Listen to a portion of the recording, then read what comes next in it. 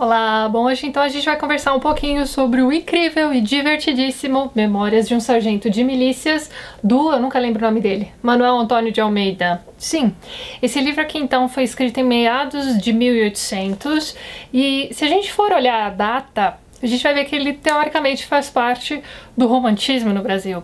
Só que ele não tem lá muitas características do romantismo, ele tem o pezinho mais ali no realismo, enfim, vocês vão entender direitinho o que eu quero dizer com isso. Na verdade eu já vou tentar dar uma explicada. Ele não é então um livro parecido com o rococó todo, né, dos livros do José de Alencar, por exemplo. Então, se você está preocupado, se você viu as datas ali de lançamentos desses livros e viu que ele foi lançado mais ou menos meio que perto do lançamento do Tio, do José de Alencar, que é um livro que a gente já falou aqui no canal, vou deixar o link lá embaixo. Se você já passou por Tio, não se preocupe, porque esse livro aqui não tem nada a ver com o Tio. Esse aqui é um livro super bem-humorado, super divertido, que vai contar pra gente a história do Leonardo. Sim, o Leonardo, filho do Leonardo pai, também conhecido como Leonardo Pataca, é um anti-herói, assim, dos mais divertidos de se acompanhar, gente. Mas tá, vamos começar então pela história do pai do Leonardo, Leonardo Pataca, portanto. Essa história se passa, então, na época do rei, né? Ou seja, no Brasil colônia. Então, logo no início do livro, a gente vai acompanhar a viagem de vinda para o Brasil, né, de Portugal, do Meirinho, né, que seria o oficial de justiça da época, que é o Leonardo Pataca, e uma moça chamada Maria das Hortaliças.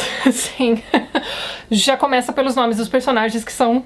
Enfim, eles começam um relacionamento da seguinte forma. Leonardo Pataca dá um pisão sem querer no pé da Maria das Hortaliças e ela devolve um beliscão do Leonardo. E assim que nasce, então, o Leonardinho, o personagem principal dessa história. Os personagens, né, do livro vão lembrar aqui, em vários momentos diferentes, que o Leonardo é o resultado de um pisão e de um beliscão. Isso todas as vezes em que eles querem dizer que o Leonardo não vale nada. A gente vai acompanhar da infância até a idade adulta do Leonardinho, então, né, Leonardo Filho, que foi uma criança, assim, totalmente endiabrada e cresce, né, se desenvolve para ser o grande malandro brasileiro. Sim, portanto, Leonardo é o nosso primeiro grande malandro brasileiro da literatura. Como era de se esperar, o romance entre o Leonardo Pataca e a Maria das Hortaliças não dá muito certo, né? Eles vêm junto pro Brasil, moram juntos durante os primeiros anos de vida do Leonardinho, só que o casamento não dá certo, né? O Pataca acaba descobrindo então que a Hortaliça o traía, né? Como diversas pessoas diferentes, e um belo dia ela resolve fugir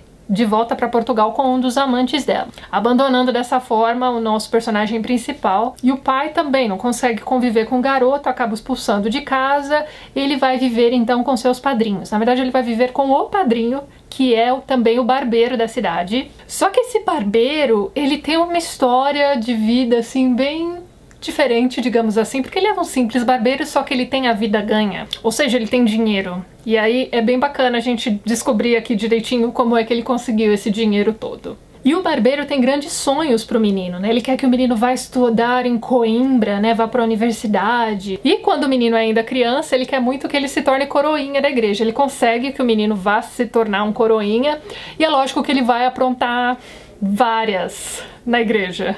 Na verdade, ele vai aprontar todas em todos os lugares que ele frequenta. É um guri endiabrado. Mas tá, o padrinho é então esse barbeiro estranho, digamos assim. Ele tem também uma madrinha, que é a comadre da história. Ela é descrita como sendo daquelas senhorinhas de idade avançada, assim, gordinhas, que frequentam a igreja, são super católicas e tudo mais. Só que ela é, na verdade, a grande fofoqueira ali da região. Outra personagem bem bacana de acompanhar nessa história é a Dona Maria, que é, assim, uma madame, né? Uma senhora rica ali da sociedade, que é amiga também do barbeiro e dessa comadre. O autor vai contar pra gente que uma das grandes, né, um dos passatempos dessa senhora é processar todo mundo, né?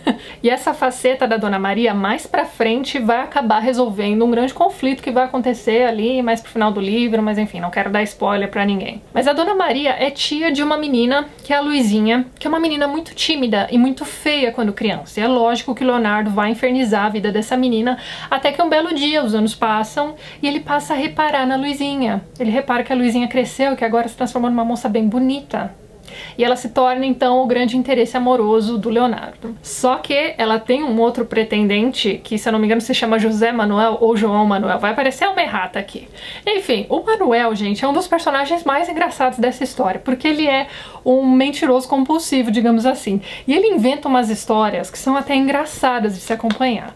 Nesse meio tempo, a comadre, né, que anda reparando que o Leonardo tá lá apaixonado por essa menina, que é uma menina boa, enfim, de boa educação, ela acha que um possível casamento com essa Luizinha vai resolver, né, a vida do Leonardo, digamos assim. E nós não estamos falando de dinheiro, a gente tem que lembrar que o padrinho do Leonardo também é rico. É dar jeito no sentido de dar jeito na malandragem dele mesmo. Então, quando a comadre percebe que ela tem esse outro pretendente, que esse outro pretendente está conseguindo várias coisas ali com a Dona Maria, né, e com a menina também, ela começa a criar várias intrigas para expulsar esse cara da vida da Luizinha, digamos assim. Além da Dona Maria, um outro personagem bem importante nessa história é também o Vidigal. O Vidigal é a grande figura autoritária, né? Ele é o chefe da polícia ali, o chefe dos militares, digamos assim, dessa época. E é ele o grande responsável pela transformação do personagem principal em soldado de milícias, que vai acontecer mais pro final da história mesmo. Então, uma das coisas mais legais desse livro é a gente acompanhando a transformação desse personagem em soldado de milícias.